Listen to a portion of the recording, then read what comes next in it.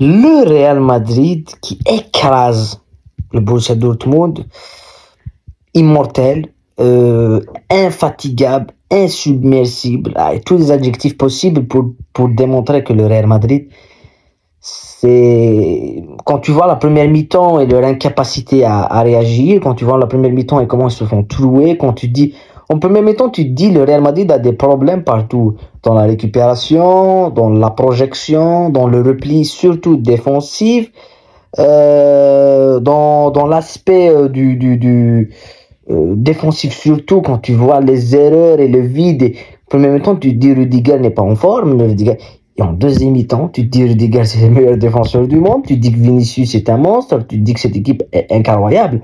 Et j'ai pronostiqué la victoire du Real Madrid et j'aurais voulu, même quand ils étaient menés 2-0 face à Dortmund, j'aurais voulu dire que oui, ils vont gagner, ils vont revenir. Donc je voulais reprendre les débriefs par cette victoire du Real Madrid. Pourquoi?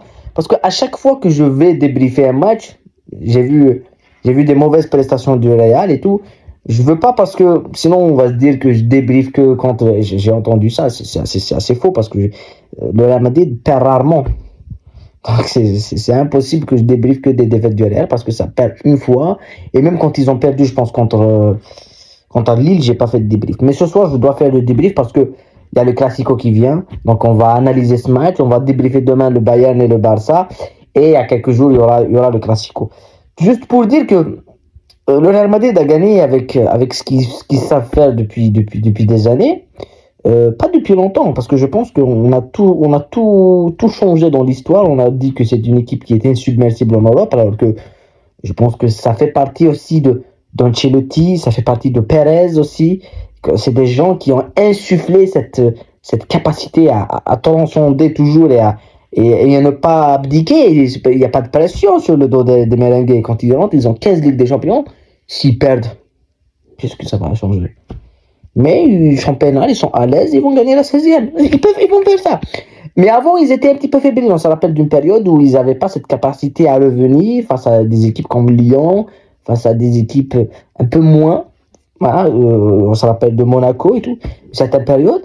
Mais là, on sent qu'ils ont ça. Ils l'ont inculqué et c'est grâce à Ancelotti aussi. Parce que quand ça rentre au vestiaire et qu'Ancelotti arrive quand même à remettre ces joueurs dans le bain et arrive à leur inculquer cette capacité à revenir et à être monstrueux en deuxième mi-temps, ça fait partie de l'entraîneur. Voilà. J'ai vu un bon premier mi-temps du Borussia Dortmund, j'étais pas surpris, avec Malen qui fait un match monstrueux. On a vu Guirassy en pivot, on a vu cette équipe mais c'est une équipe jeune, fragile, avec un nouvel entraîneur qui est Nuri Sahin, que je pense que c'est un très bon entraîneur et c'est un entraîneur qui va ramener quelque chose à Dortmund. J'espère qu'on lui laissera du temps, qu'on va pas le limoger après 4 ou 5 matchs s'il fait des mauvais résultats. Pour le moment, il ne fait pas de mauvais résultats. Pour le moment, il gagne des matchs. Ce soir, il peut face au Real Madrid. Pour moi, c'est un non-événement du côté de Dortmund. Ils ont joué un bon premier temps. En deuxième mi-temps, il y a le réveil du Real, la pression du Real et tout. Et là, t'as pas une équipe solide qui va gérer, qui va les empêcher de faire ça. Le Real Madrid a tellement ça qu'ils ont tellement une équipe qui n'abdique pas, qui revient toujours, qu'il y a rarement des équipes qui arrivent à tenir tête. Les rares équipes qui arrivent à tenir tête, c'est Manchester City. Et malgré tout, ils se font éliminer en pénalty la saison passée. Mais au Bernabéu, ils perdent pas City. Tu vois. Et il y a eu, pour moi, les équipes qui tiennent tête, c'est l'Atlético Madrid, par exemple. Ça tient tête au Real Madrid, toujours. Et on les a vus. Hein. Ils ont fait nul cette saison à Metropolitano. Et l'année passée, ils ont fait nul au Bernabéu aussi. Et oui, mais bon, c'est difficile. Donc, je plains pas les Dortmund. Mais le Real Madrid lance un véritable message au Barça. Voilà, on est prêt. Ils sont prêts pour le Classico. Ça, c'est de une. De deux, beaucoup de doutes sur Mbappé. Les doutes continuent sur Mbappé. Quand tu vois Rudiger, quand tu vois Camavinga, la tête Camavinga, elle est magnifique. Quand tu vois Vinicius qui fait une deuxième mi-temps somptueuse, et même le premier mi-temps, c'est de toute façon depuis 3 saisons on le dit. Quand je débriefe le Real Madrid, je suis pas le seul à le dire. Même Marca, des journalistes de Marca le dit, même à Chiringuito le dit depuis 3 saisons. L'idée de jeu de Carlo Ancelotti, c'est Vinicius.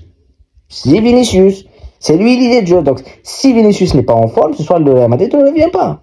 Parce que c'est lui qui enclenche tout. Et il est là. Mbappé, même s'il fait la première passe, du premier but et tout, mais on parle d'un joueur auquel on a fait beaucoup d'éloges, auquel on l'a mis sur le toit du monde comme si c'était le meilleur joueur du monde. Alors, je pense pas que c'est le meilleur joueur du monde, Mbappé. Pour le moment, on a des joueurs comme Vinicius et tout qui sont possiblement, on peut les citer parmi les meilleurs au monde, mais c'est pas Mbappé. Il n'est pas impactant dans le jeu comme le peut l'être Vinicius, comme le peut l'être d'autres joueurs qui sont dans le même calibre.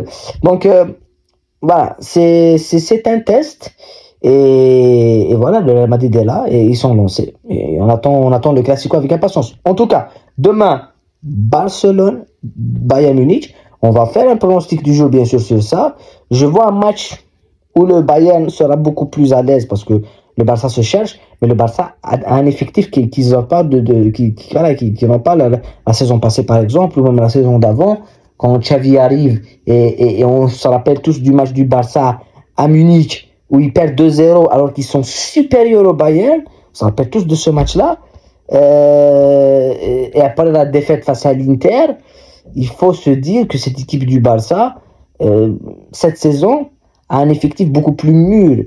Quant à le retour d'Olmo, quant à le retour de Gavi, quant à le retour de De Jong, quant à le retour de pas mal de joueurs, de Yamal et tout, et Lewandowski est en forme, et à l'entraîneur du Bayern, l'ancien entraîneur du Bayern, Hansi Flick, ça commence peut-être le Barça ne peut pas se dire demain, moi j'attends pas à voir 3-4-0. Ah, ça serait surréaliste de voir ça. Mais ça va être un match compliqué. Ça va être un match compliqué parce qu'on les a vus face à Monaco et tout. Ils n'ont pas l'effectif face à Monaco. Là, ils l'ont. Donc attention. En tous les cas, prenez soin de vous, la paix sur vous. On se retrouve pour le débrief et le pronostic, bien sûr. Des matchs de Champions League, championnat et tout. En tous les cas, maintenant, on se relance. On débriefe les matchs, on revient comme avant. Et voilà. Prenez soin de vous, la paix sur vous. À bientôt. Ciao.